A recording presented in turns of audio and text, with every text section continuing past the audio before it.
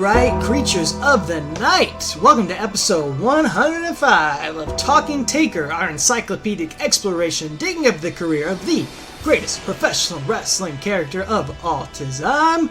My name is Alex Dorio, and I want to thank you for joining us for yet another round of Dead Man Talking. And I am joined, as always, by my tag team partner in this journey, my wrestling buddy, my fellow creature of the night, the cryogenically frozen man himself, Mr. Travis White. And Travis, I feel like it's only appropriate for me, as we're covering the Undertaker versus Heidenreich from Survivor Series 2004. I feel like it's only appropriate if you'll indulge me to start off this episode with a poem. Oh, sure. Okay. Looking back now, it appears to me that The Undertaker in 2004 is cursed. Concrete crypts and voodoo bags, and now Heidenreich. Oh, he is the worst. I'm really, really sorry we must cover this match. It pains me deep in my soul. The only thing we can do is to tear it apart, just like Heidenreich tore apart Michael Cole. Thank you. Thank you. Fantastic. Oh, man, I'm glad you said Cole. I thought you were going to say something else. Use your imagination. Oh, man. Yeah. That's great, man. That's fantastic. You know, I felt like it was only appropriate here as we talk about the poet laureate of the World Wrestling Entertainment, Mr. Yeah. John Heidenreich. His name might as well have been, like Egg Round Heidenreich. I would have loved that so much more. Would have been way more over with me. Henry Wadsworth Heidenreich. Oh, but alas. Sorry. Unfortunately, that's not how it goes. And Ralph Waldo Heidenreich. Sorry, I'm done. Man, we have to talk about Heidenreich here in depth. One of two times we get to do that on this podcast. Two times. Exactly. But we're talking about Survivor Series 2004, one of The Undertaker's darkest eras right here. I really do feel like 2004 might be one of the darkest periods in Undertaker's timeline. Aside from him coming back, it has been a bottom of the barrel scrape year. Seriously. I mean, it's been so bad that it's turned us into JBL fans. Like, that's how bad 2004 has been. We're trying to find the silver lining, and when the silver lining is JBL, you know something's bad. Oh, man. But we're going to do our best. We're going to do what we do here on this podcast. We're going to re-examine things here with 15 years of perspective, see if there's anything we're missing with Heidenreich, see if there's another angle to it, see if there's anything positive about it. Spoiler alert, there's not, but we'll do our best here as we take our time traveling hearse here to this next chapter in The Undertaker's career and head on back to October 7th, 2004. This will be the Smackdown post No Mercy 2004, and just to give you the quick recap of things, you can go back and listen to last week's episode, but JBL defeated The Undertaker in the last ride match after Heidenreich popped out of the hearse and interfered in that match. In his wrestling gear. Absolutely. And he did what he does in his wrestling gear. He drove a Bronco straight into a hearse that The Undertaker was in, and did what Broncos do when they hit hearses, Travis. It exploded into flames and fireworks. And then he and Paul Heyman got out of Dodge. So, like a good little heel. They did. And one thing, they keep showing the video recaps of this on all these SmackDowns, and we didn't mention it last week, but my favorite part of all this is that Paul Heyman is driving the hearse, and when he opens the door on the hearse, he's got the little chauffeur's hat on his head. He fully committed to that character of being the hearse driver. Oh, yeah. Well, he's the full taker who's in the back. That's why Paul Heyman was so great. Exactly. Oh, I forgot about that. That is amazing. But anyway, details. I have two very oddly specific memories of this episode of SmackDown, Travis, that jumped out to me as I was watching it. That don't really have anything to do with Undertaker, but this happens to be the episode of SmackDown where Carlito debuts on SmackDown and came in with a bang. He's been having all these vignettes for the past few weeks, and ends up winning the United States Championship on his first night of SmackDown, and for some reason, I was like really excited to see Carlito. I don't remember your affinity for Carlito being so high. You know, I read about him online, and WWE was all into him, so That's true. I definitely wanted to see him.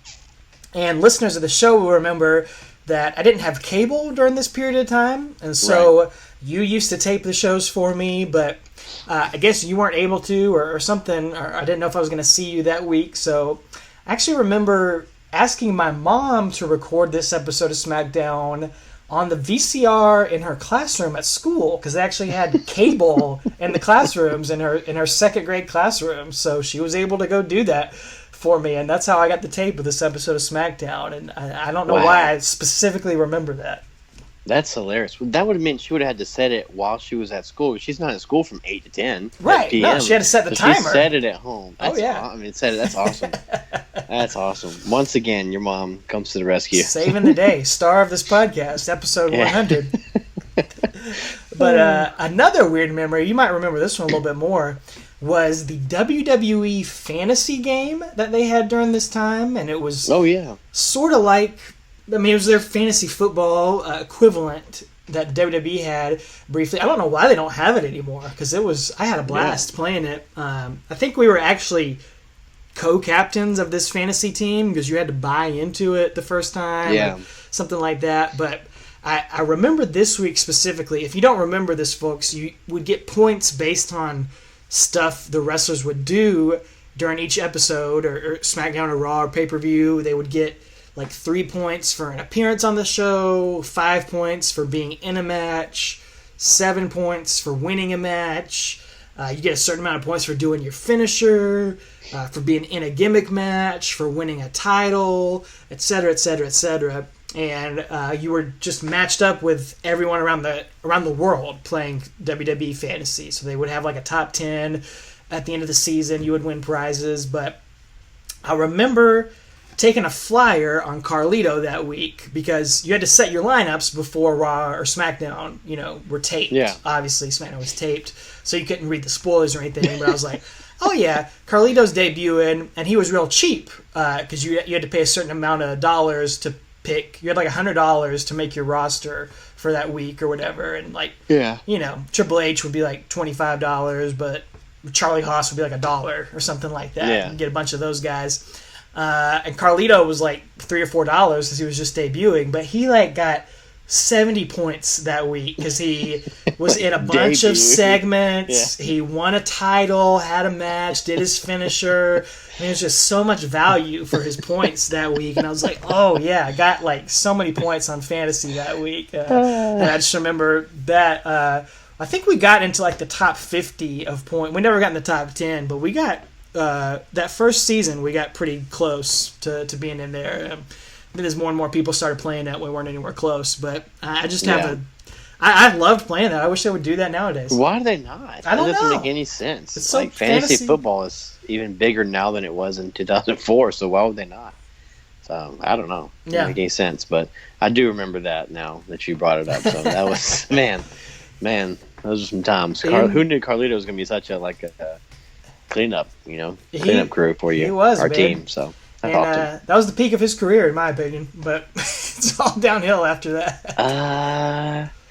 Never a big fan of his, man. He made it to Elimination Chamber one time. Final 3, I think. Wasn't it him and Chris Masters and Cena or something? Ugh. Yep, that's right. That's bad. Well, from bad to worse, we're got to talk about Heidenreich here. The show opens on this episode of SmackDown. I'd spit in his face. He was not cool. No.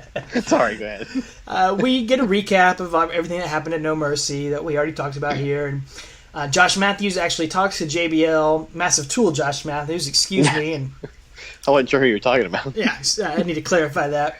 We're not talking JBL on this episode, but just he does confirm that he had nothing to do with what happened last night with Heidenreich. So just clarify that in that storyline.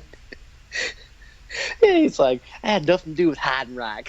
Just the way he says it is so ridiculous. About No Mercy, I had no idea that Heidenreich was in the back of that hearse. I had no idea what Heidenreich had planned to do to The Undertaker. I even spelled it differently in my notes You because did. that says it differently. Heidenreich. I wish that was his music. Heidenreich. Well, Teddy Long is going to confront Paul Heyman later in the night to talk about old Heidenreich, and he tells Heyman that what happened at No Mercy was over the line. He will never let something like that happen again on his watch, and Heyman is all happy about what happened. He's gloating about things, but Teddy Long fills him in on a little secret. Says, the rescue units had to use the jaws of life on that hearse, but when they opened that hearse up, there was no Undertaker inside. Nobody home, Teddy Long says. Nobody home. Just to add that on there. I love that. He says that. Teddy Long is great, man. He's perfect. And Heyman is perfect here. He's just absolutely shocked at this. And Teddy Long says, you know what? I'm not going to suspend Heidenreich over what happened, even though what he did was bordering on criminal. In what world murder. is that bordering on criminal? Yeah. That is the end of the line of borderline. It's over the line. Yeah. But he says he's not going to suspend him because he knows that the Undertaker is going to handle his business on his own time. So that's going to be even worse than any suspension he could do. And Heyman, he bows up and says, okay, none of that matters anyway because Heidenreich doesn't fear anything. And he's so brave, he's going to go recite some poetry in the ring tonight. That makes me want to do Scott Hall fingers at him. Like, ooh. That's the truest act of heroism right there. Is to go recite some poetry in the ring. And indeed he does. They come out together, Heidenreich and Heyman, and Heidenreich's got some pitiful fake bruises and makeup over his body to make it look like he was severely injured in that car wreck last night that he was definitely not in. A stunt double was in, but anyway, they're trying here, I guess. Sure. Heyman says, despite the news about The Undertaker, he wants to add some class to the show tonight. And Heidenreich says, The Undertaker better not interrupt me while I'm in the middle of one of my masterpieces tonight. And so he pulls the poem out of his pants like a true bard and gets started on his poem, saying, The time has come for Heidenreich. The time has come for me to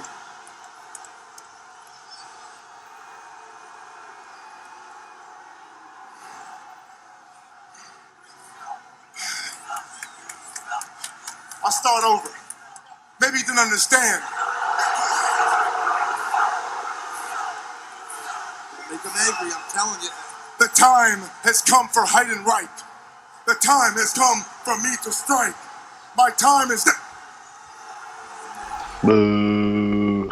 Exactly. Crowd starts booing. You suck. They're chanting, you suck.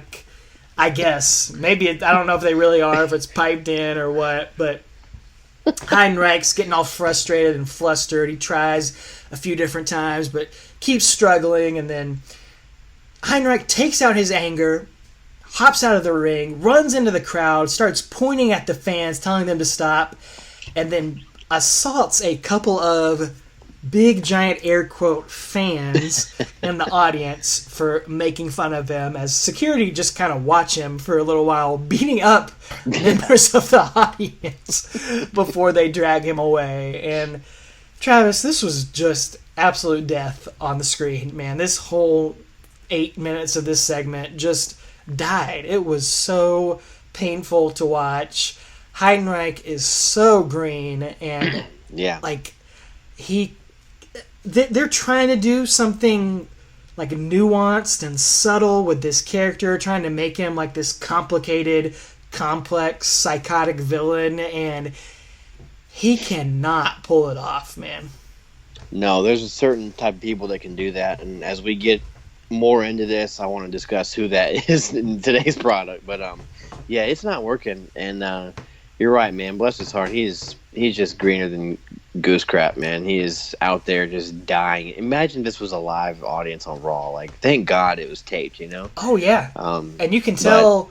I don't know if it's this segment, but some of the other ones, you can tell how much they had to edit some of these segments with him. The cuts and stuff. Like, the editing is so obvious, you know? So, But yeah, this is there's one shiny spot from this, and I want to talk about it when I talk about the next SmackDown. But you wouldn't know it. They didn't show it until the next week. So we go into the next week of SmackDown. It's October 14th, and this is a United Kingdom SmackDown. So of course we get the unique set and everything up there. Because when you're in the UK, you got to have a telephone booth and a double decker. Little double decker. I don't think they had all that, but it was definitely a unique set. But now this part, they show a clip of a little kid in the audience from last week crying when Heidenreich punched those fans. So I do like that touch. Now they didn't show it on the SmackDown you just covered, so I don't know if it was actually legitimately from that or not. But whatever. I do like that they're adding that into here to show that he is, making little kids cry, and he's, got this fearsome aura about him, or supposed to. I do appreciate that. I'm trying to find the positive here. It's really hard. But we see that earlier today, quote unquote, Teddy Long is chastising Paul Heyman for what Heidenreich did last week. He said that, I can't believe that you would allow this, and he said, and Teddy says that first and foremost, he's responsible for the fans here on SmackDown, and he's been called by the board of directors about this. And he says, my job is on the line. So is yours, Heyman, and so is Heidenreich. That he said, luckily, no one filed criminal charges, but we're going to be sued because of his psychotic behavior. So I don't know what that means. Like, we're going to sue you because you're a psycho, but we're not filing criminal charges. I don't know. So, yeah, whatever. They're trying here. But anyway, so Teddy says, you guys got to go make a public apology tonight in the ring. And so he said, if Heidenreich pulls another stunt, then God help me. And Heyman's like, well, what if Taker confronts Heidenreich tonight in the ring? And Teddy just starts, laughs to himself. So instead of, you're afraid what this psycho is going to do, instead of keeping him backstage or locking him up, or I don't know, sending him away for the night, let's just send him right back out to the ring. where he committed the crime. Exactly. Right back to the scene of the crime, So, I guess you can't get a double jeopardy. Maybe he doesn't think you can get it. That's not how that works. I know. Teddy Long, he's new on the job, man. He's still learning. Yeah, he's still learning, man. So, and then Heidenreich and Heyman come out to the ring, and this guy, he's in his wrestling gear again. Every time we see him on our screen, he's in his red knee pads, his red boots, his red undies, and his red MMA gloves. He was in the back of the hearse when he popped Goes the Weasel out of there. He was in it when he was on there last week beating up a fan. He's in there again tonight. Why is he only in his gear? I hate legitimately that, don't know. I don't know that. I don't know why. Like, it's hard for me to suspend my disbelief for this guy anyway. But then when he literally only walks around in his gear, like, it's just so stupid. Like, it doesn't even seem real. Like, he just seems more fake, because he's just constantly in his gear. Like, who comes out for a public apology in your wrestling gear? Yes. I've never heard that talked about as a Vince thing, but it has to be a Vince thing because, and it's a huge pet peeve of mine. I'm glad you brought it up because I can't stand it. I can't stand when somebody doesn't have a match, but they come out to do a talking segment in full gear, or like when they're managing somebody, like when somebody's tag team partner comes out with them, but they have a singles match, but the partner's also in their underwear, man. Like, it's one thing if your gear is pants or like with a shirt, like if you have gear that kind of looks like clothes, that's fine. That doesn't bother me. Or Matt Hardy. Matt Hardy's gear is fine. Sure, that's fine. But like the trunks, the knee pads, the gloves. Yeah. You don't have a match. Why did you go to all the trouble of putting your wrestling gear on? Like, right. It's infuriating. Like, just wear jeans. You don't have to wear a shirt. Just wear jeans, no shirt. Like, do anything but this. Or like athletic shorts. Like, literally anything besides your gear.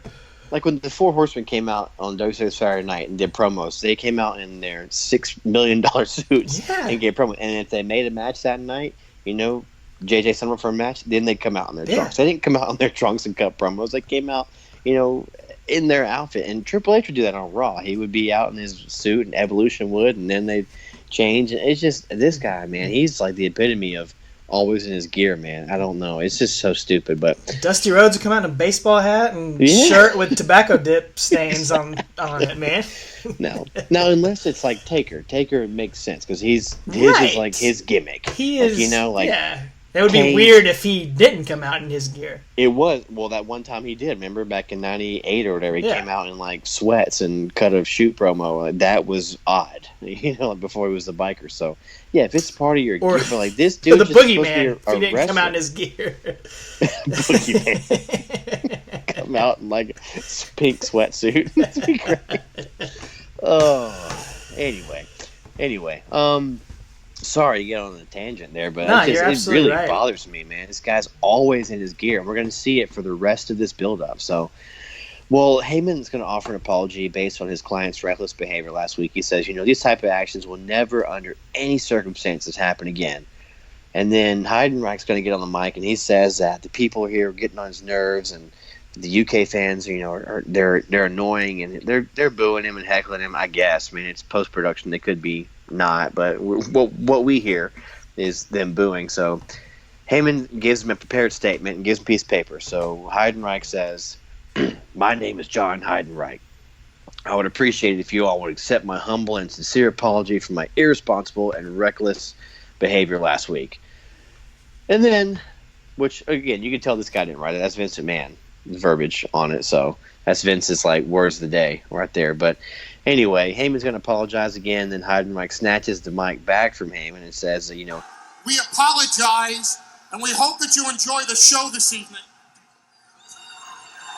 Okay, I apologize for last week, but I don't apologize for what I did to The Undertaker, costing him his shot at the WWE Championship again. I meant to do that. It was done with malice and intent. That is Vince McMahon. That is a Vince McMahon line. Yeah. That was done with malice and intent. That is Vince all over it. But anyway, then he says, I'll challenge Taker right here, right now to fight. So crowd's chanting, Taker, Taker. And then Heidenreich threatens to hurt a fan if Taker doesn't come out.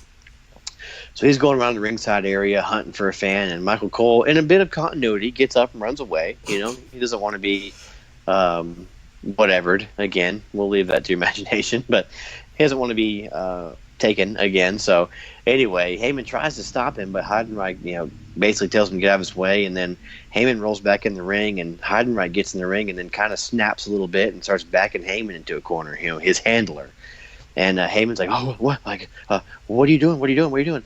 And Heidenreich has a moment of crisis and begins to punch himself in the head, lies down back first on the mat, and then throws a hissy fit like he's 2002 Christian.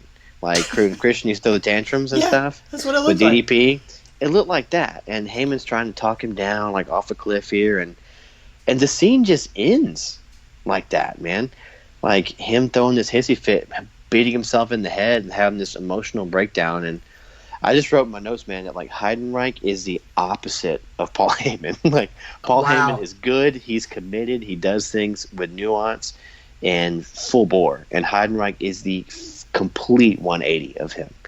It's so bad, it's not good, it's green, there's no nuance, no subtlety. It's just it's so bad.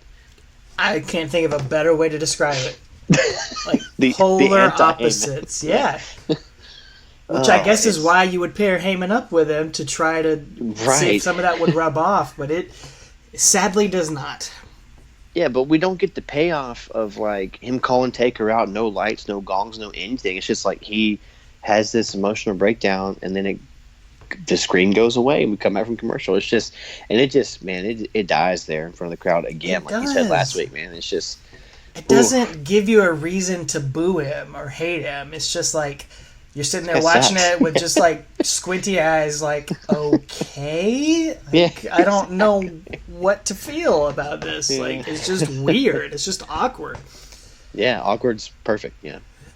Well, it goes on. We got a few more weeks of this. SmackDown, October 21st, 2004, and finally, Heidenreich is going to get his first Smackdown match here. I don't know if it's his first ever. I guess he was on Raw previously in 2003. We didn't really talk about this, but he did actually compete for a little while on the Raw brand in 2003 before showing up here on SmackDown, which I kind of blocked out of my mind. But apparently it happened.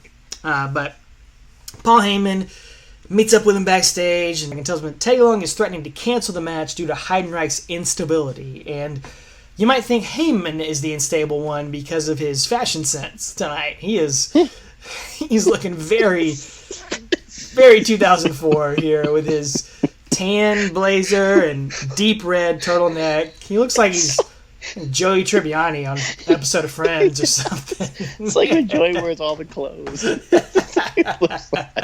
It's like a brown suede, like faux leather jacket. It's so bad. Like it's not look. Heyman. It's a look. Yeah. Well, Heyman tells Heidenreich that Teddy Long is going to allow him to compete under one condition, and that's that Heidenreich adds something to his look, and that is a straitjacket. There you go. Oh, yeah. This is going to be Heidenreich's new gimmick. And I don't like it, and I got to tell you why. If you wear the straitjacket, you're defenseless, which means then you're game for the Undertaker. Right, I understand. Listen, I'm going to take this back to Theodore Long. I'll work something out with the lawyers for next week. I'm sorry if I offended you with this. It wasn't my idea. It was Theodore Long's idea. You wait. I'll wear it. I'll wear the straitjacket. Put it on me. Put it on me now!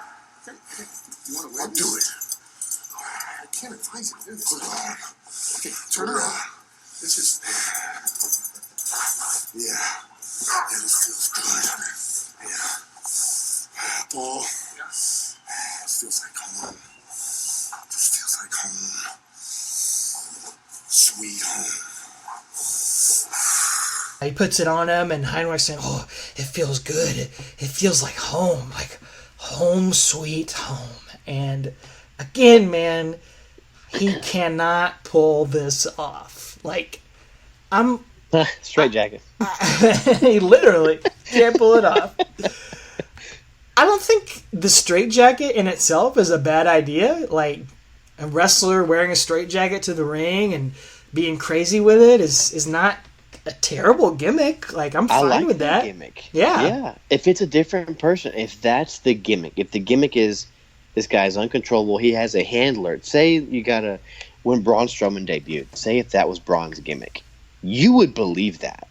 If Braun has to wear a straitjacket, or like a Luke Harper, or even Rowan nowadays. And I'm not just picking on the Wyatt family, but any big bad guy like that, you could believe it if that's their gimmick. They're like this pit bull that's unhinged, but then they have to be chained up, and put back by their handler and taken back.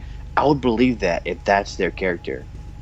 I don't need that pit bull reciting poetry in the ring. Yes. I'll take you back another one. When Kane first got unmasked, and it was only for a week or two, but he would come out with the orderlies, and he would be chained up and handcuffed as he got led to the ring. I thought that was awesome. I don't know why they didn't do that for longer, but he could pull it off, and you were scared of him and intimidated by him. And like Heidenreich, he just comes out. He's like not even selling the straitjacket. He just like comes out and he's kind of making faces, but he's not like wrestling in the straitjacket. He's not like making you scared of him. No. He should be like going after people in the audience, like trying to get out of the thing, like really being scary. And that's what I'm saying. What you're saying too. Like he's so green. He doesn't know to do this stuff, and it's so far above him. He can't pull it off. And underneath that straitjacket, he has his freaking just stupid wrestling gear on. Again, it's just red tights. If it's like they have 6 ideas for what they want him to be, and they put them all together instead of just picking one and going with it. Yeah. Sorry, it's just I don't like it. Well, do you think Shannon Moore could have pulled this gimmick off? Nah, Shannon Moore can pull anything off. He's great. Well, he is going to be Heidenreich's first opponent here, and he attacks Heidi before he can get the straitjacket off, but Heidenreich fights him off, and Cole and Taz are speculating on commentary that Undertaker's just, we haven't seen him in a few weeks because he's biding his time, waiting for that perfect moment to strike, and Heidenreich gets the win off of a black hole slam, boss man slam, whatever you want to call it, after a truly truly abysmal match here. And Heyman wraps up Heidi in his straitjacket after the match, puts it back on him, but he demands a microphone and says, Undertaker, Teddy Long said you would deal with me on your own terms, your time, but it's my time tonight. Undertaker, I'm standing here defenseless, but I have to remind you what I did to you. I demand you come out here and face me now. Now! Now! Now! Now! Sound like I'm talking to John Heidenreich. Do I have to remind you what I did to you? I demand you to come out here and face me now. Now! Now! Now! You gotta be kidding me.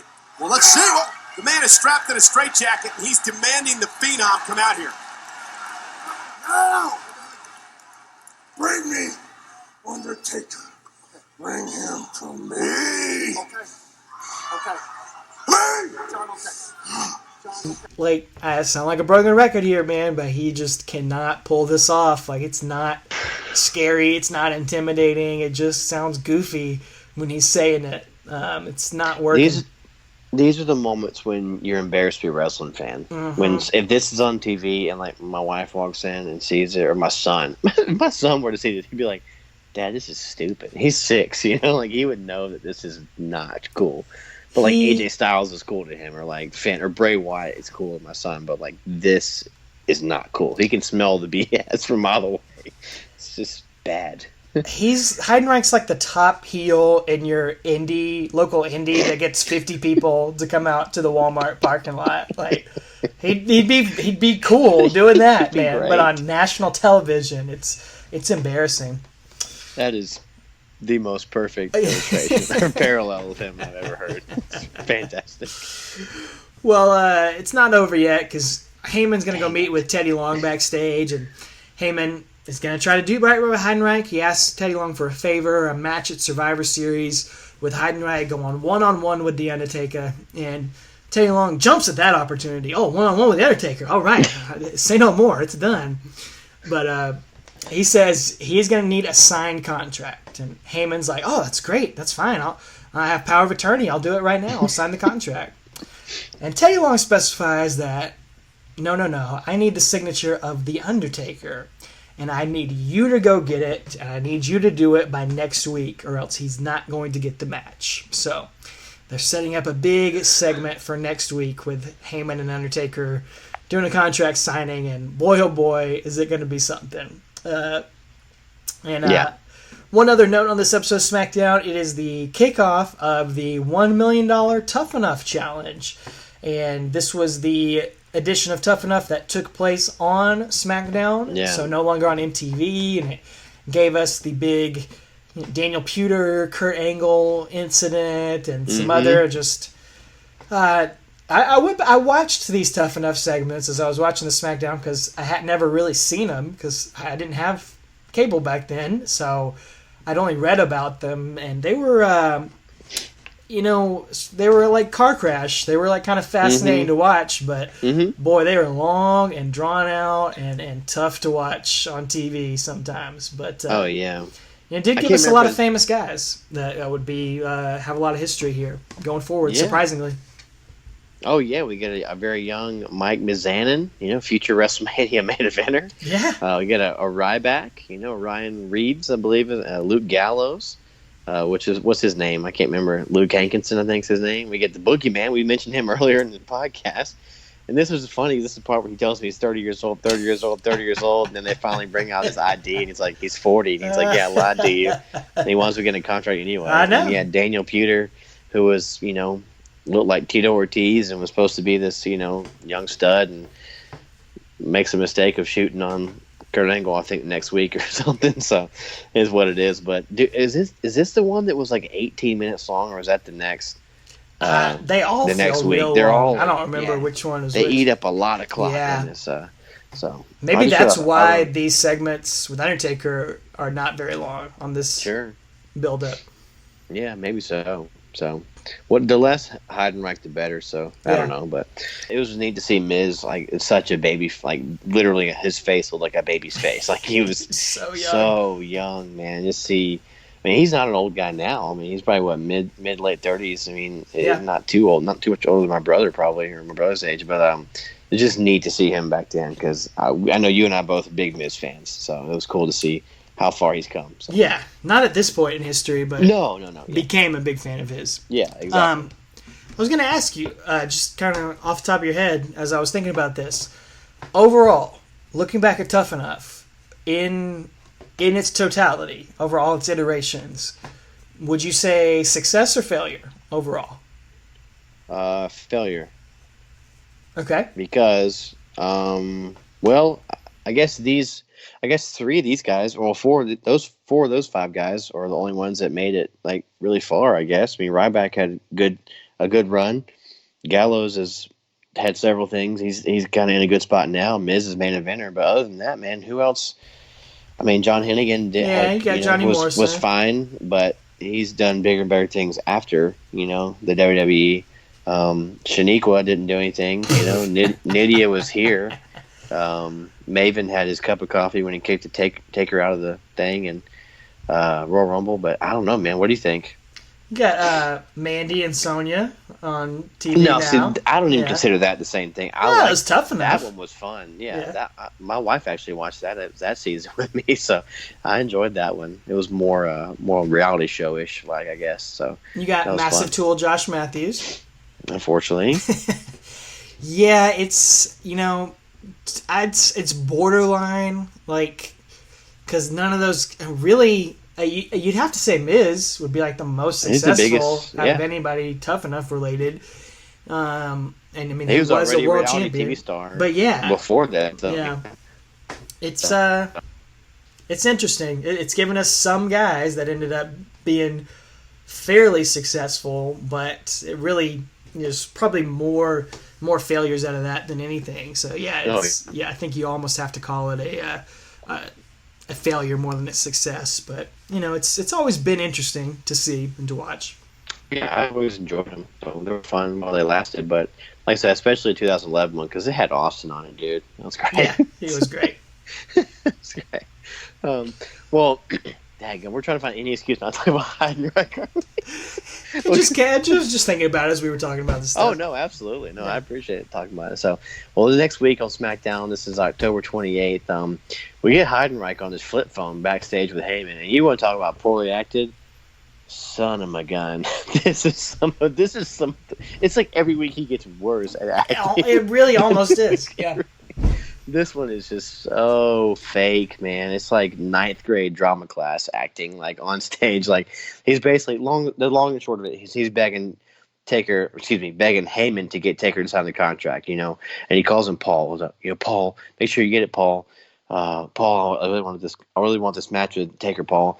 Make sure you get it. I guess Vince or whoever produced him said, make sure you call him Paul, and he did it like ad nauseum. It was ridiculous, but anyway, and then later on. We're going to get this vignette with Heyman in a dark room, just a table, contract on it. Paul Heyman's in there. Got a single light above him, and we can hear footsteps come around there. And Heyman thanks, I guess, Taker. At this point, it's quote-unquote Taker. We're not sure who's there. Thanks him. He thanks his man for entering and meeting him there, and Heyman says that, this match at Survivor Series isn't my idea. It's Heidenreich's. And again, same thing he did with Dudley, just throwing him under the bus about it. Oh, yeah. Even when he's their manager. So he says, I know how angry you must be right now, and again, throws him under the bus, throws Heidenreich under the bus, saying, he's the one that was responsible for the Bronco attack. It was his idea. And Heyman says, you and I have had our share of problems and differences in our past. Which an understatement to say it lightly. Yeah. Yeah. I mean, you abducted his father figure and tried to bury him in concrete, plus all the Brock Lesnar stuff and the just stuff with his wife and everything. It's just so much. But anyway, Heyman just brushes that away as a few problems and differences in their past. Which it sounds like he's talking to the ECW locker room. Yeah, that too. You could insert that in here. Yeah, this is probably how he actually talked to them. Yeah, guys, a few bounce checks, whatever. Like, it's fine, we're good. So, but anyway, he's like, I hope that you will let bygones be bygones, as I already have. So Paul Heyman's got no hard feelings for Taker. But anyway, he says, I've already signed the contract on behalf of Heidenreich. And he takes it, and just like you do in any good movie, you slide the contract across the table, and we see Taker's hand reach out of the darkness and grab it, pulls it back, signs it, and then pushes it back across the table. And then Heyman, like a coward that he is, tells Taker thank you. And then we see Taker reach out and goozle Heyman, just grab him right by the throat. And we get this, at this point, we enter the creepy music in the background. So, and Taker says, let bygones be bygones. I gave you a pass for the Paul Bearer situation, but don't think for 1 minute I won't take you out. Why did he give him a pass? I'm going to let that one slide. He pulled slide. himself, I guess? Pulled the lever. Yeah. I'll let that attempted murder on my father figure gut slide. But anyway, he says, Heyman, I want you to bear witness. I want you to witness firsthand what happens to those souls who think they can look into the eye of the dragon. This contract is not for a match. It's the execution of Heidenreich. Do you understand? Yes. Yes.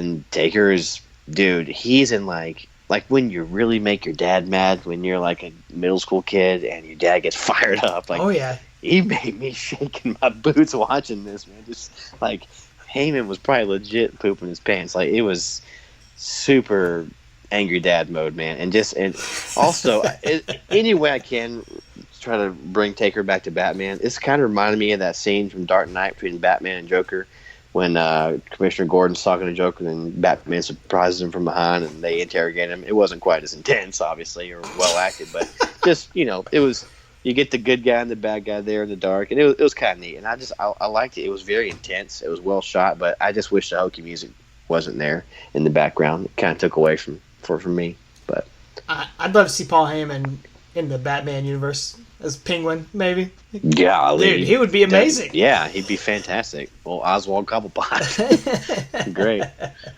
Oh, fantastic. So yeah, our first Taker sighting in this whole build-up. So there he is, man, the dragon himself, the dad man walking. Holy crap! That's a shirt. Dad man walking. You gonna know? Same lyrics apply. I know, you gotta make a big mistake. Yeah. You could write that one out. Oh man, maybe I will. Folks, if you haven't checked out Taker Easy on YouTube, go to our YouTube page. Check out Travis's incredible song on there. Go check out some of his other solo work, and go pick up a shirt. We may not have the Dad Man Walking shirt yet, but we got King of Gong Style. We got Taker Care of Business. We got Taker Easy. I'm a biker Taker guy. All those are up there at tpublic.com. So there's our plugs and commercials in here. Just a nice time to throw that out there. Absolutely. As we again try to avoid Heidenreich. And 2 weeks left. Here we go. Smackdown November 4th, 2004. This I could have watched all night. We got Dawn Marie and Miss Jackie in an arm wrestling competition. Talk about... If WWE needs to look back as they're moving to the Fox network, what gets ratings right here? Here you go. Arm wrestling. And they're, of course, fighting over Charlie Haas. Who wouldn't be fighting over him? And he comes out to try to break things up. And I don't know when this happened, but he's on crutches. His knee is all messed up.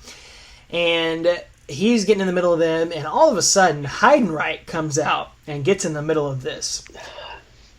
In his wrestling outfit again. He's not wrestling. He's not scheduled to compete. Stop coming out in your gear. It drives me crazy.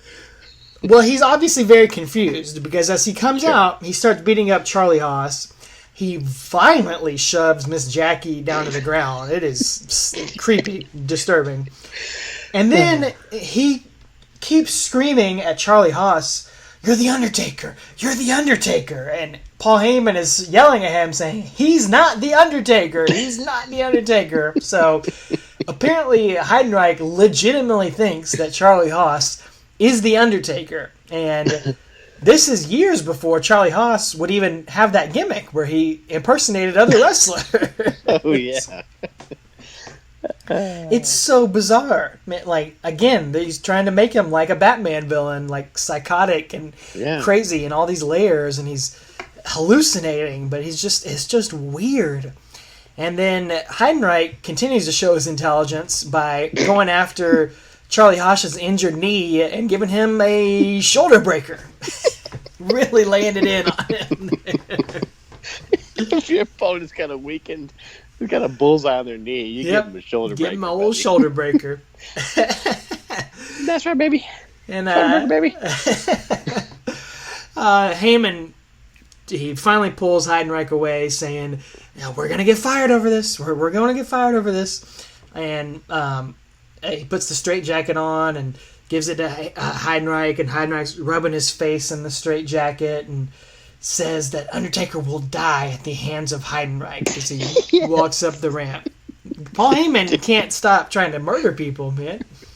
Or he's a serial cronies killer. Murder people. I know. He should be put in jail. Clearly. Oh, man. Yeah. Oh, man. Well, the only bright spot of that night of SmackDown, that's the night that Pewter shoots on an angle, and luckily Jimmy Corderas had his working boots on and called it 1, 2, 3 real quick. So, oh, man. Can you imagine if Pewter would have broken Angle's arm in a Kimura like he had?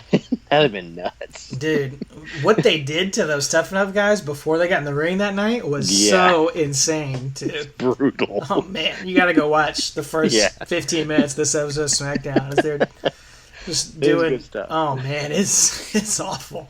Yeah.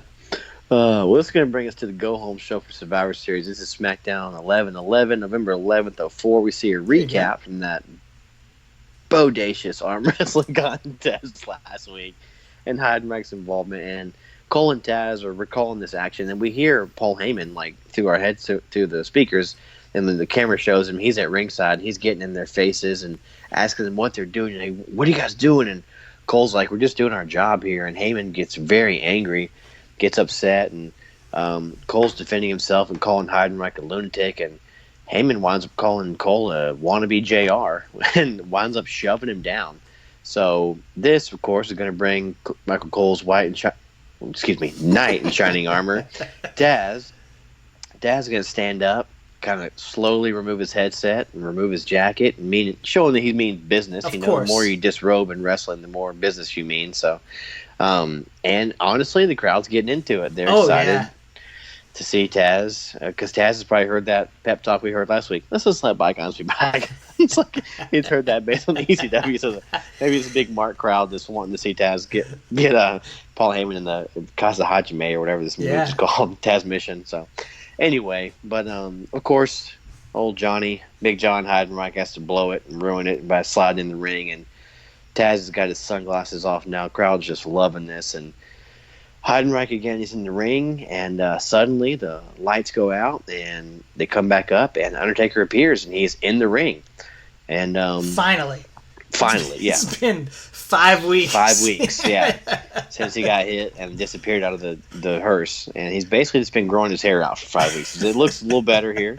It's longer, looking good, and he and Heidenreich stand face to face there. The paid time after taker.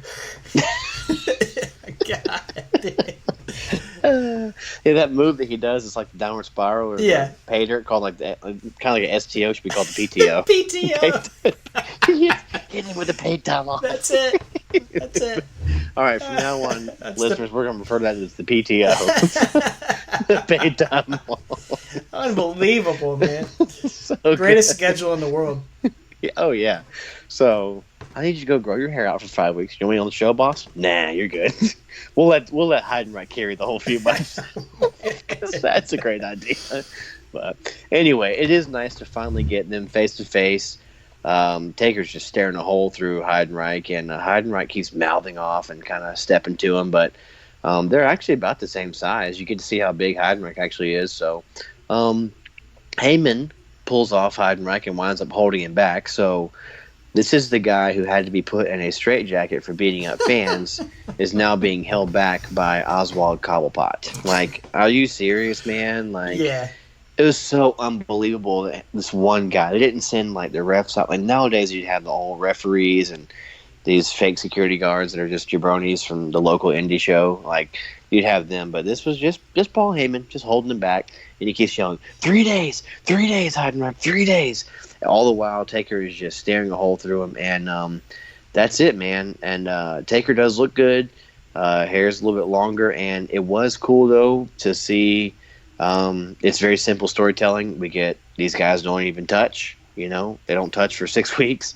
We get promos and we get Heyman helping build it, and we get the little thing backstage. So I do like that. Once again, as we kind of reiterate this about Undertaker's feuds, he doesn't have to fight these guys over and over again and mix tags against them or 6-man tags or trade wins back and forth. The first time they are going to fight is usually the first time you touch, unless they have a small brawl, So I do appreciate that part of this build.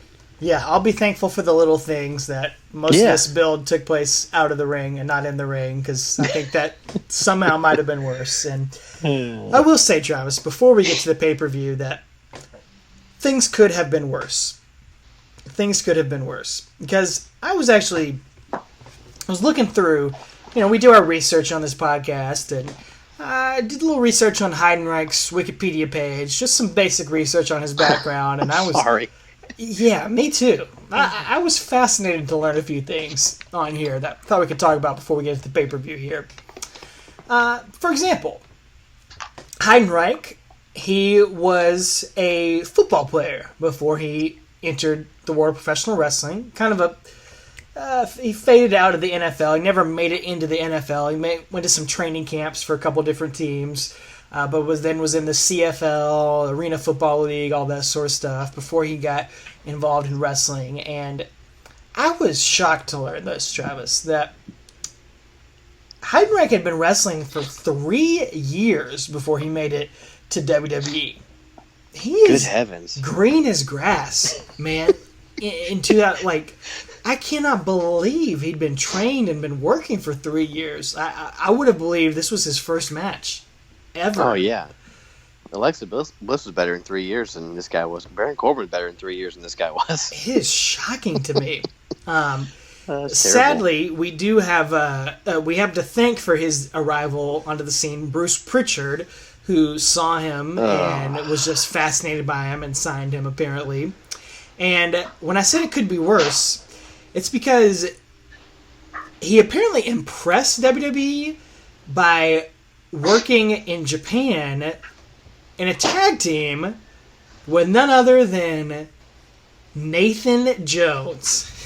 Are you serious? Heidenreich and Nathan Jones. Oh, man. That impressed the WWE scouts. Dude, I didn't think you could get any worse. Yeah.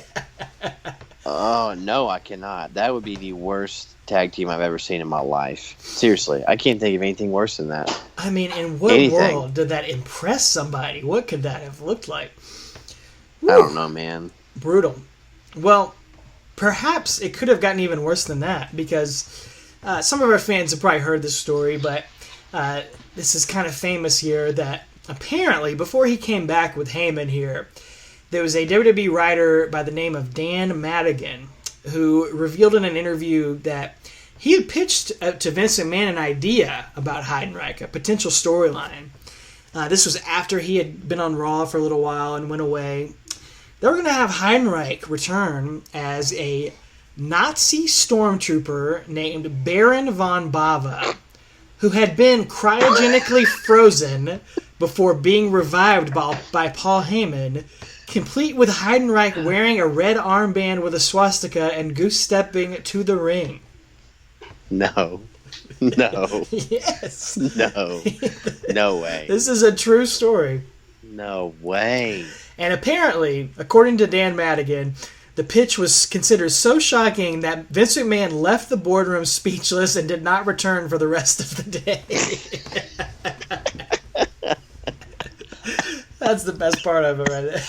Oh, my word. Dude, so they would have had 2 goose-stepping heels on SmackDown. Exactly. It could have been a whole faction. A whole army, oh, if you will. my word. Whoops. Yeah. Oh, Heidenreich, what'd you say? Yeah. Just imagine, like, this is a bad idea that's come out in public. Can you imagine some of the ideas that get tossed around in some of these creative meetings? Like, dude. I mean, that must be the worst if it actually made Vince McMahon walk out of the room. Right.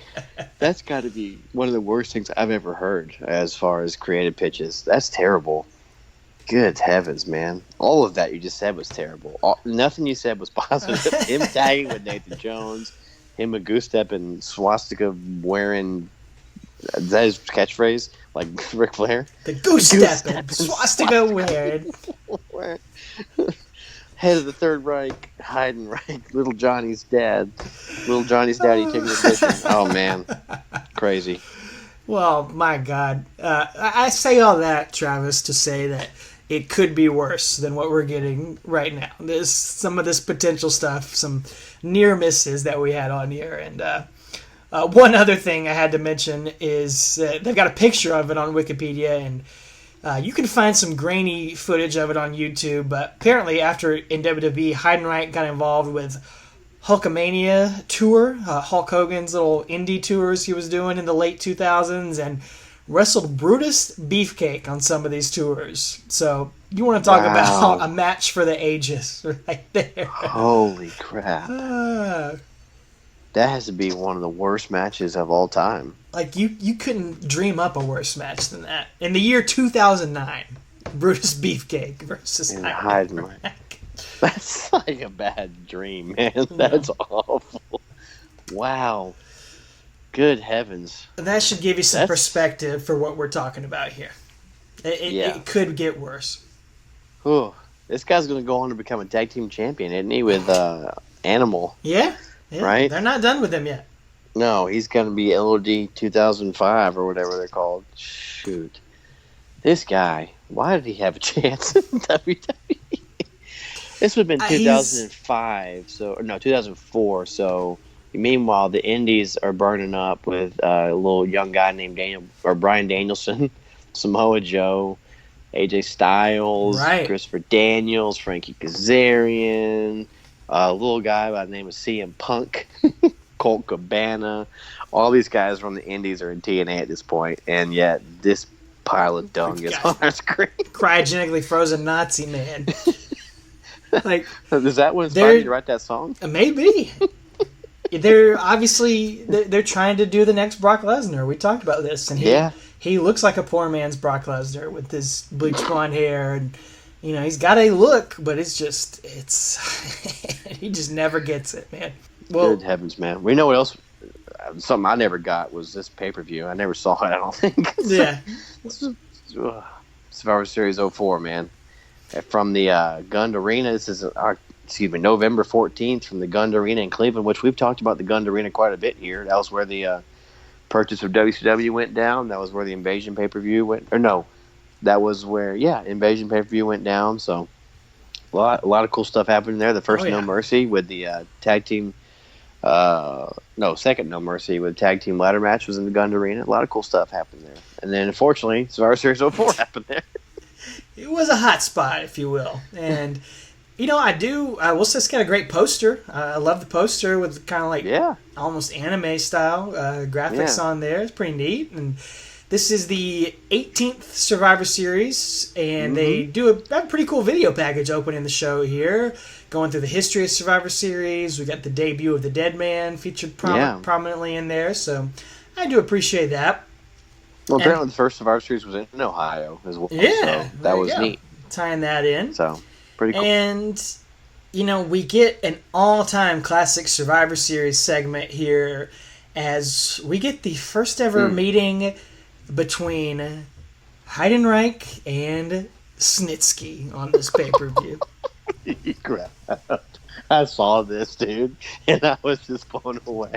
All that stuff you just read us from Wikipedia, I thought that was going to be the bottom of the barrel, but this is it, dude. Dude, these two, Vince is over in the corner like, yes! When he sees these two man-meat specimens out there, just, dude. He's just seeing dollar signs. Yeah, he sees money. If this were 1988, it'd be money, but it's not. It's 2004, man. This stuff has no place. Like, it's awful. These two guys both are terrible. Like, Snitsky was he's the Raw Heidenreich. He is. There's two of them. There's one on Raw and one on SmackDown. Yeah.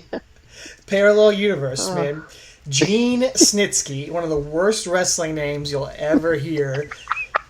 Just to recap, he was over on Raw, the man who gave Lita a miscarriage and then punted a baby doll into the audience, and that was his gimmick. That's how he was supposed to get over. Like, later on, he'd go on to smell feet and like have a foot fetish and have yellow teeth and stuff. Remember that? Yes, of course I do.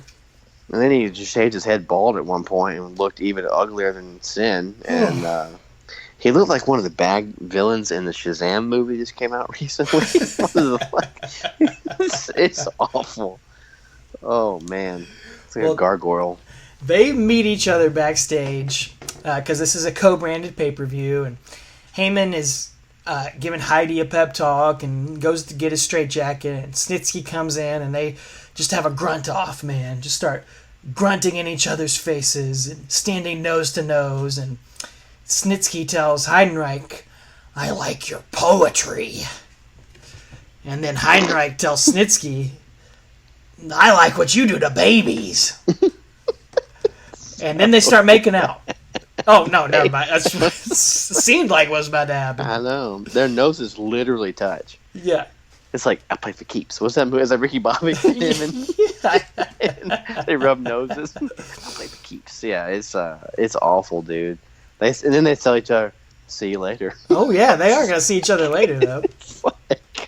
It's so much. It's too much. I can't tell if this was supposed to be a joke, like the writers were in on it, that these guys were terrible, or if they were supposed to be getting us hyped for, like, a tag team run with these guys, or, like, a main event at WrestleMania between these two. Like, it was... Like, last year's Survivor Series was Lesnar and Goldberg. Yeah. I can't tell. Don't know. I'd like to think that they were in on it, and they're like, these like we're right at this scene, and it flew across Vince's head like he didn't know. It went over his head. I hope so. Oh man, it happened. Yep, that happened. Well, going on, we got a video recap before the match of all the goings on recently, and Heidenreich's off the rails persona. I guess that's what he has, and all the build up and the interaction and stuff, and then.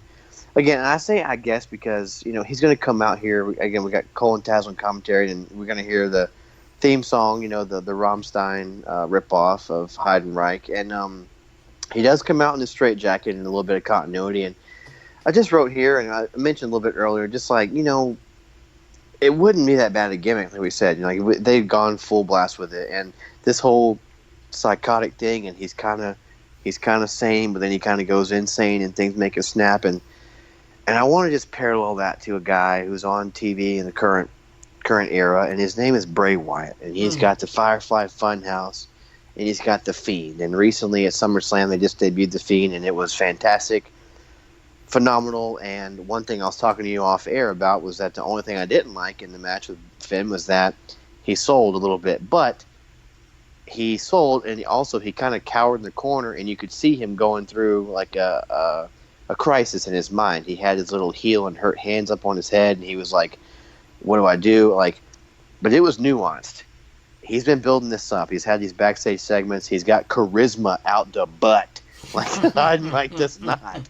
He's got so much charisma, and that's a guy who can pull this kind of character off. Yep. And he's not in his stupid MMA gear every time you see him. He's in an intimidating thing. He came out with a severed head of his old gimmick, with his eyes sewn shut.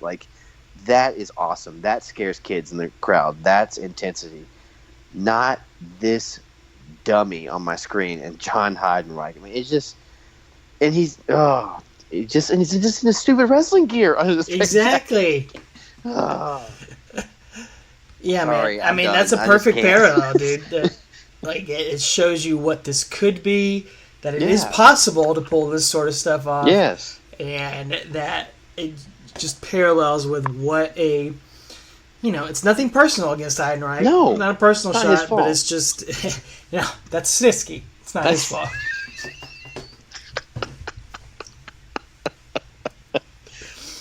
It's just not one there. Of these guys in the next year too. Little Mike Knox is going to come our way. Oh my God! He's another one, just creator wrestler type Vince McMahon guy. I can't take it. Well, Heidenreich comes out. Undertaker comes out as well. He gets a fantastic entrance, dude. He really goes well with. They got these giant video screens with lightning coming out of them and the smoke. It just particularly cool looking entrance, I thought, on this night. Yeah. So they even do a shot of one dude in the crowd with his lighter up in the air. Yes. I appreciated that. Oh, yeah. There's a nice fan sign in the crowd. Sort of like, I think somebody had one for JBL last month with the headstone with his birth date and death date on there. Survivor Series, I guess. Maybe it's the same guy. Who knows? Could be. Could be the same guy. Oh, well, anyway, yeah. It's Cole tells, and as Taker's coming out, he's staring down Heidenreich like he does, and Cole tells us that earlier on Heat that Heyman said that he pulled Heidenreich off on SmackDown because that fight would have been on Taker's blood, whatever that means. I don't understand what that means, but anyway, they try to, I guess, make some sense out of it. So anyway, well, the bell's going to ring here, and they approach the middle of the ring and have a staring contest, kind of like they ended SmackDown with last week. Basically. The match starts how last week ended, so. Very long stare down. Some light Undertaker chants during it, but the crowd's not really into it. Undertaker's not really into it. He's not really impressed with Heidenreich. He blocks the right hand from him and starts throwing his own hands, and then does maybe the best ref intimidation we've seen in 105 episodes, as he just looks at Brian Hebner. Brian Hebner runs and jumps 75% across the ring and out of the ring. Like, it is incredible. Awesome. He jumps so far away. I loved it. It was the best ref intimidation. So if there's any reason to watch this match, watch the first 11 seconds when Brian Hebner jumps out of the ring and turn it off. So yeah, it's great, man. And then somehow after this, Heidenreich's going to get the upper hand and start punching Taker. This is kind of like when you play a wrestling video game against somebody who's not really good at it, and they just smash buttons and push, punch, kick. They don't know how to grapple or like Irish whip or anything. They just know how to push B and A and punch and kick. Yes. That's what Heidenreich is like here. Wow. So he gets the upper hand, but then Taker gives him a big boot and hits some really quick elbows on the ground, and then, of course, in pure Taker fashion, he goes for the pinfall, gets a 2 count right at the beginning. So, gotta appreciate that. You're trying to get that win. You're probably for a shoot, God, stay down, please. Well, Taker does what he does. He works over the arm, sends Heidenreich into the corner. He's going to go for old school here, and Heyman is going to earn his paycheck and distract the ref, and that allows Heidenreich to get a Death Valley shot. Heyman keeps distracting the ref here and allows Heyman to crotch Undertaker on the ring post, jam it in there, and it's going to be kind of Heidenreich's gimmick here tonight. He's going to work over the groin of Undertaker in very Michael Cole-like fashion, I guess. Yeah. And they're on the outside at this point, brawling in front of some huge Deadman fans. Right there. Yeah, dude. Undertaker shirts, man. They're front row for Deadman. Oh, yeah, they love it. So they came for this match. So bless their hearts. So, but Heidenreich's punched on him. He's like, Taker, I can beat you. And then in the most genius thing I've seen Heidenreich do, and that's not saying very much because the bar's set real low, but he actually rolls in the ring, rolls back out to break the ref's count. He doesn't want to win by count out. He wants to actually beat the Undertaker. So I'm trying to find something good here, but good for you. Yeah, more punching, more kicking. Taker reverses it, nails Heidenreich's head on the stairs, and then they move to the apron, and we know what's coming next. Oh, yeah, the now classic at this point, apron offense, elbows on Heidenreich, leg drop on him on the apron. It always looks cool. It always works. Yeah. It's impressive. Oh, Ohio loves it, man. They blow up for these spots right here on the apron. They love it. They do. And Taker stays in control. It does finally hit the old school, and Paul Heyman is starting to just look distraught on the outside, and then Undertaker hits what's now known as the PTO for a 2 count. I love the PTO. I love it, man. Oh, man. PTO for a 2 count right there. I love it, man. And at this point, Taz calls Heidenreich a tough hombre. So yeah, I think he confused him with Eddie Guerrero. But, this guy's a pretty tough hombre. So anyway, Taker goes to boot Heidenreich in the corner, but of course Heidenreich ducks and Taker crotches himself on the top rope again. So again, really working that crossover. He is, which we know is Heidenreich's special. It's where he likes to go. Michael Cole can attest. Oh. Heidenreich ends up shooting Undertaker off the apron into the guardrail, and they're just kind of repeating what we just saw earlier. Yeah. It starts throwing hands on him on the guardrail. I legit thought that I rewinded on that. I really did. Man, this match is 10 minutes too long, and it's like 13 minutes long. Yeah. Yeah. Heidenreich gets Undertaker back in the ring and locks in a rear chin lock, and it's Undertaker fights back up to his feet. Heidenreich hits a clothesline and take back over, and it's just dragging already at this point. Man, it's longer than it needs to be. Heidenreich he's got nothing. Man, he's got nothing in the ring. He doesn't have a lot of offense. It's just the crowd's not into it. It's dead. It's too long. He doesn't need to be in there this long. No, it's way too long. He hits another explosive clothesline, I guess, off the ropes and hits some elbows on the mat, and then he goes for finally his first wrestling move. Goes for a vertical suplex, but Taker reverses it. And when Taker hits it, he nods yeah, I did it, I loved it. And then we got more slugging in the middle of the ring. It's the yay boo spots that we have nowadays, but there's no reaction. They're not yay boo, yay. They're just okay, let's get this over with. So, yeah, and then Taker's going to Heidenreich throws Taker out to the apron, but then Taker's going to surprise him with some more classic apron offense with that apron stunner. So always a good one.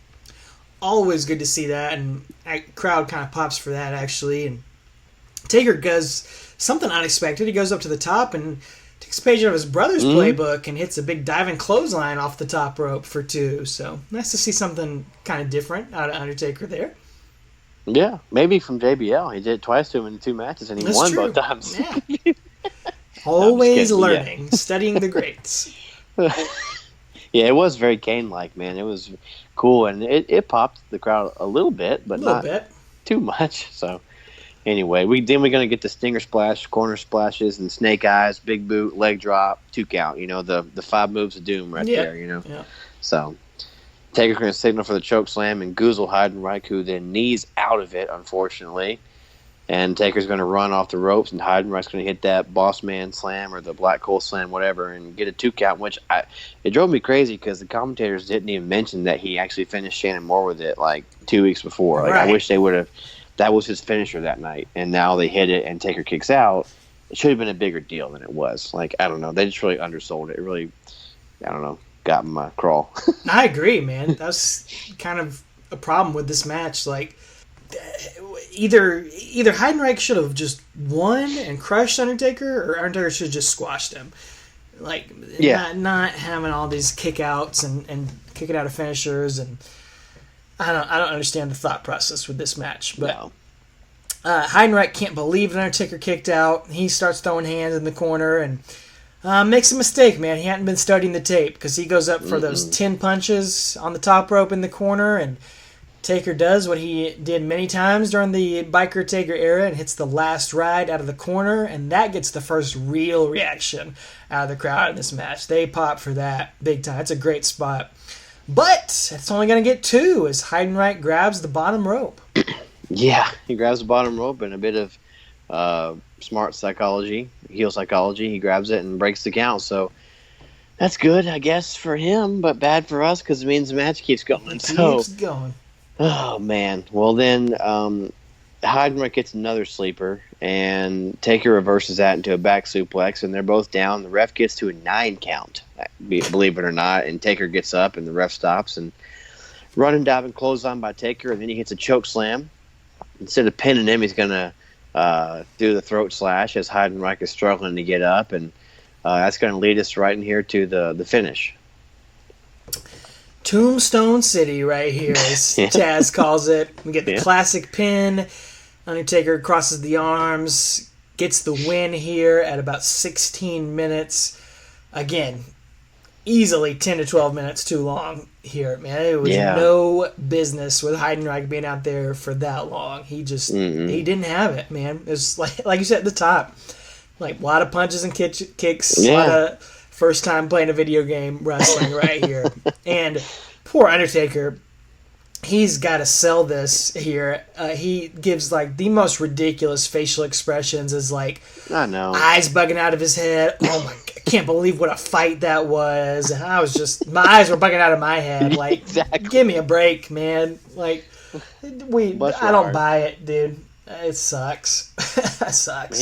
He's trying though to get this guy over. You know, I understand the story part of it, but in real life, I'm just like, man, just flush him down the toilet. Let's move on, like to the next guy. So, but you can tell that this feud isn't going to end here, because as Taker, you know, he exits and pulls the straps down, but he's kind of looking back and eyeing Heidenreich in the ring. Like you said, the eyes popped out of his head, kind of like Booker T, you know, like, whoa, I can't believe that just happened. And unfortunately, you can just tell this is not the end. Like, it's just sucks. It does, and it's weird that it's not the end, because Undertaker definitively beat him clean. Yeah. And if you're gonna keep this going with Heidenreich's momentum is done at this point. Right. Yeah, you gave him a big push here these past few weeks, but he doesn't win. It's not like a disputed finish. It's not a DQ. No count out. There's no reason to get excited for another match, but they're gonna run it back here in a few months in a gimmick match. So it's just bizarre. Like, I'm glad Heidenreich does not hold a win over Undertaker, but it's just confusing as to what they're building towards. Yeah, it was, man. It's confusing, and like I said, Heidenreich is super green, and bless his heart, he needs to go back to OVW or something to hone his craft. I don't know, or just have somebody just mega produce him or something. I don't know, man. It's not his fault they're putting this stuff on TV. SmackDown's taped.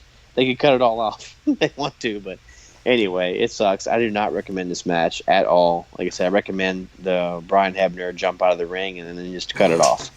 So yeah, I completely agree with you on this one. We enjoyed JBL's matches with Taker more than we thought, but this Heidenreich match is a stinker.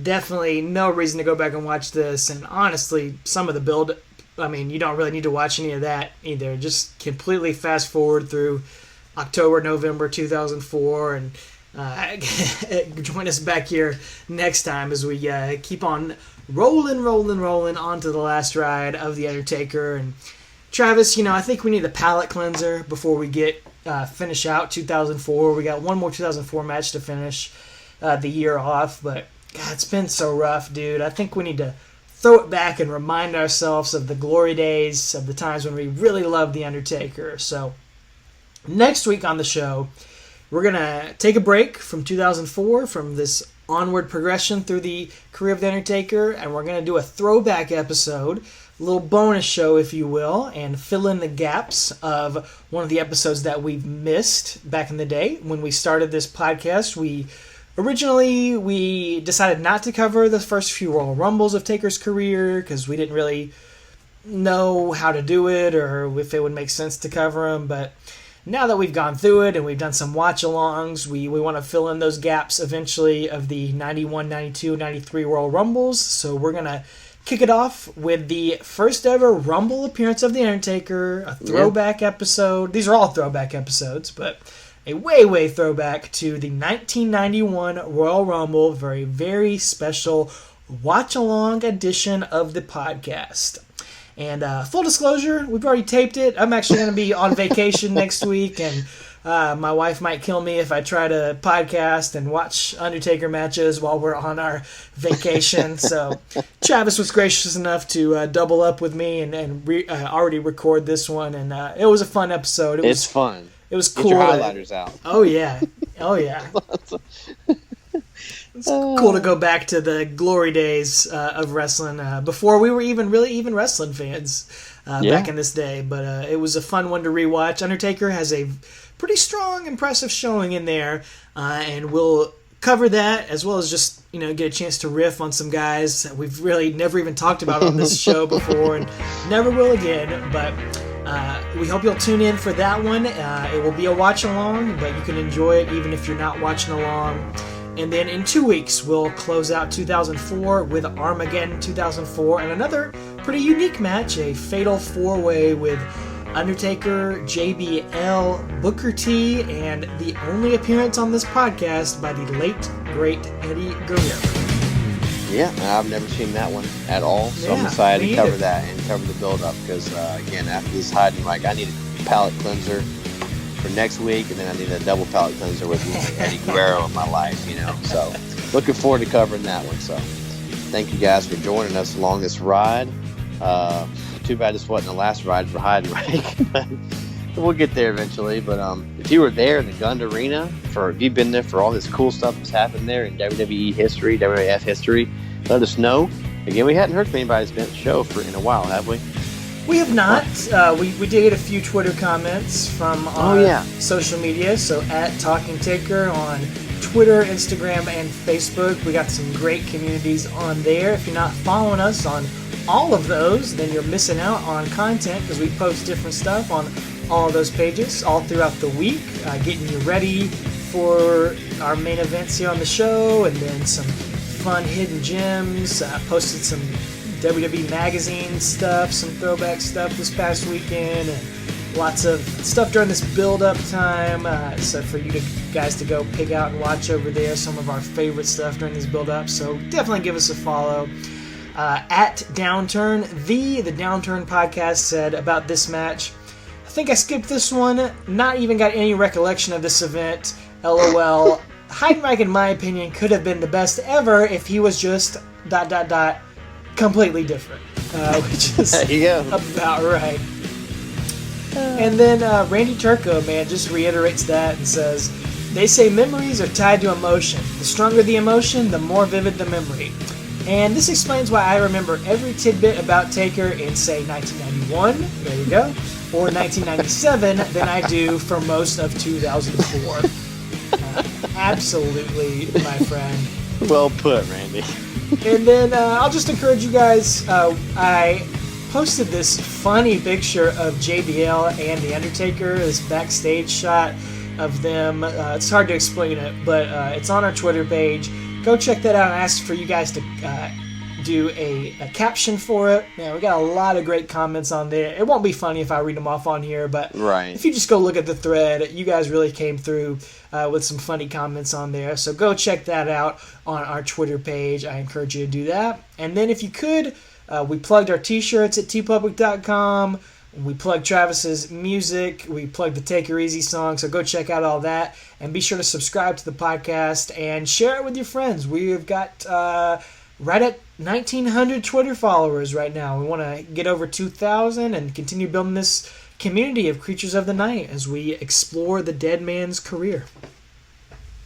Oh, absolutely, man. Thank you guys for all the interactions and all the shout-outs. And like I said, we love your feedback, man. We love it, love it, love it, love it. We wouldn't do this, wouldn't have as much fun doing this if we didn't get the feedback from the fans. So we love it. Tell us what you guys' favorite Snitsky and Heidenreich interaction is. I couldn't even say it with a straight face. I tried. But anyway, tell us about this match if you liked it, if you dig it. If not, hold on until next week because we're going to have a fun one to dig back into the archives and just go back there and have a fun little watch along there. So anyway, ladies and gentlemen, other than that, take her easy. Now, I want to know, who is the man? Heidenreich. Whose world is this? Heidenreich. Who stands in your way? The Undertaker. Who goes down tonight? The Undertaker. Keep that in mind. I'm going to get your jacket. I'll be right back. I'm back with my jacket.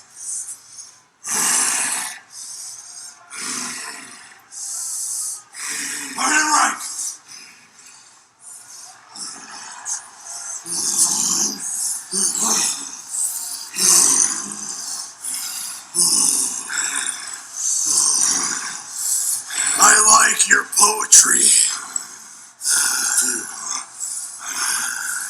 I like what you do to babies.